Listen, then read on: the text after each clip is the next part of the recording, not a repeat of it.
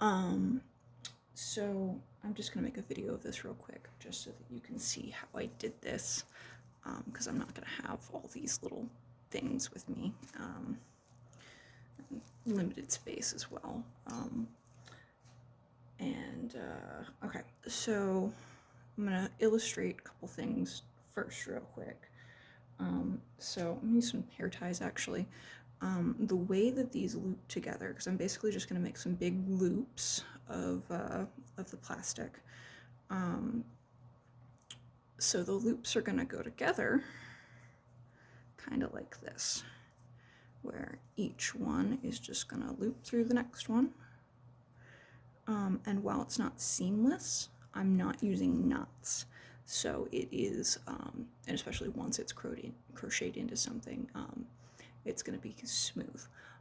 So it's just gonna be like that, except before I hook each one into the next one, I'm gonna twist it and back twist it. It's a rope making concept that will make sense when you see it. So yeah, I'll get to that. All right. So to make the loops out of the bags, you just lay them flat,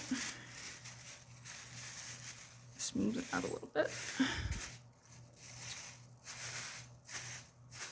and then you fold it in half. It's easier if you fold all the way into quarters.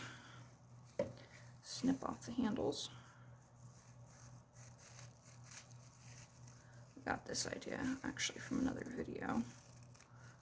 You may have seen it. You snip off the bottom. And this is already one big loop, but it's going to be a little bit too thick. Now, some of the bags are even thicker. Those ones I usually cut into quarters. This one is a little bit thinner, so I'm only going to cut it in half because it's going to need that extra material to both be as thick, because I'm trying to make the thickness about the same in each segment, and also to be as strong. So that makes this nice big loop.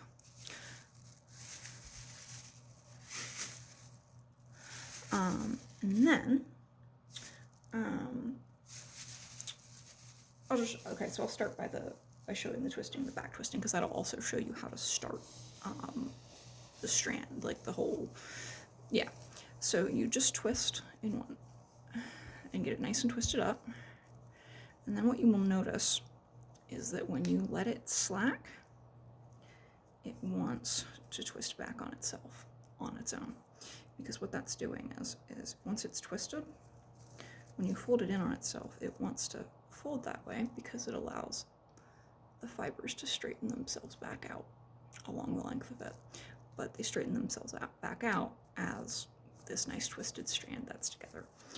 And this would actually, because it likes to just sit like that naturally, that's actually just how you would start that strand. This would be the end, and then you would attach the next piece to these loops. So on this strand, the loops are already attached to the hook, so I'll start from there. I'm actually going to straighten this bit back out, and I'm gonna attach this to the end, because the first thing I want to do is get this nice and secured. I have to leave it a little looser to actually get it off my finger, and then I just finish tightening that twist up once it gets on the hook. And then, once it's nice and tight, it should slide through that set of loops a little bit easier. So now that that's on there, and these hooks are hanging off, or these loops are hanging off, and then this is why I'm doing this down on the floor, because it lets me pin stuff under my knees. So, I'm just going to pin that under my knee real quick, and you'll see that this has this bit of a kink here in it. So to straighten that out, I'm just gonna get down here and untwist it a little bit, and then since I'm holding it taut, when it retwists, that tension is going to get distributed a little better. And I'm going to just twist it tight, and also just to sort of even out the twist throughout the length of it. You don't even have to go up and down it, just twist it back and forth a couple times and it'll even itself out a little bit. Now, again, I'm gonna have to leave this loose enough to get off the end of my finger. Then once I've got it on the hook, I can tighten it up a little bit. And then this one I do not pull through because I just want them both on the end. I want them it going through those old loops like that. I'm gonna get it straightened so that it's all the way at the end like that. And then again, it naturally wants to start twisting on itself, but to get that nice even twist throughout, I'm just gonna help it out a little bit. And then the last thing I like to do is sometimes I find, because it, like I said, it's not seamless, it has this sort of a hinge there. I find I can firm that up actually a little bit by just pinning that down and opening up that center and closer to the top, because they tend to get, it's a tighter twist up near the top, and just hold that. And no, I can't do this with a finger, but as you can see, the friction kind of wears after a while. There we go. See, it's a little tighter there, and it doesn't have as much of a hinge to it anymore. It's kind of nice. I find that I don't really, yeah. See, I gotta not do that with my finger so much because it'll hurt after a while.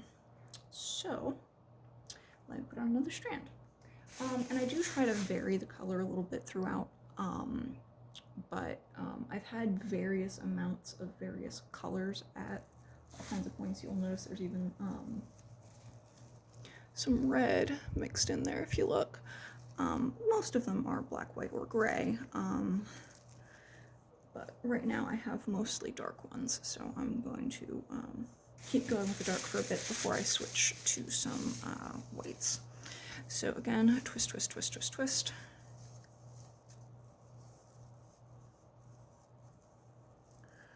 And then I'm going to have that loose enough to come off my finger, but I'm going to finish twisting it around there, pull it through, maybe pull it through. There we go. And just pin it under my leg so it's easier to work with. Ooh, that is quite a kink there. All right, it didn't, because it was nice and big, it was easy to, actually I think there might be some air in there that I have to squeeze out. That happens sometimes too. It's easy enough to squeeze out though.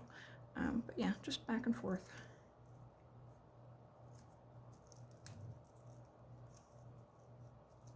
Back and forth a little bit. And then again, just finish tightening up that twist there, pull that so it's nice and even, and then again I'm just gonna sort of gently help it twist itself. There it is. And then I'm just gonna move some of those twists a little further down. Actually helps if you hold that a little bit too, so that it can't just twist the whole rope. It has to move those twists down. All right. Yeah. So that's the basics of that. One last thing is that as you go make this whole big strand, it's difficult to make it so that the twists and back twists are perfectly canceling each other out.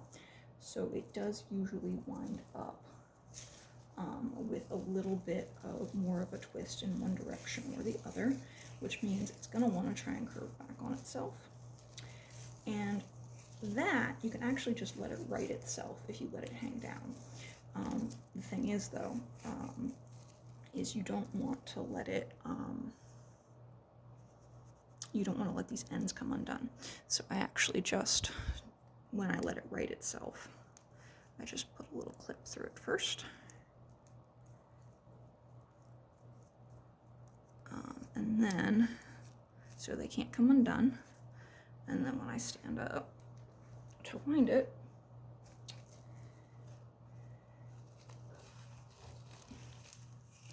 I can actually just, yep, let that hang down. and just let it equalize that twist all on its own. So that is how that is done. Again, I had meant to maybe figure out how to do it on a drop spindle, which is a different thing. You can look that up, what that is. But that would have actually meant that I would have had to do some woodworking as well on my week off. And honestly, in the end, it was just easier to sit there and watch some TV and just wind it. It was actually kind of relaxing, other than the wearing a hole in my finger. So, yep, hope this is a fun watch.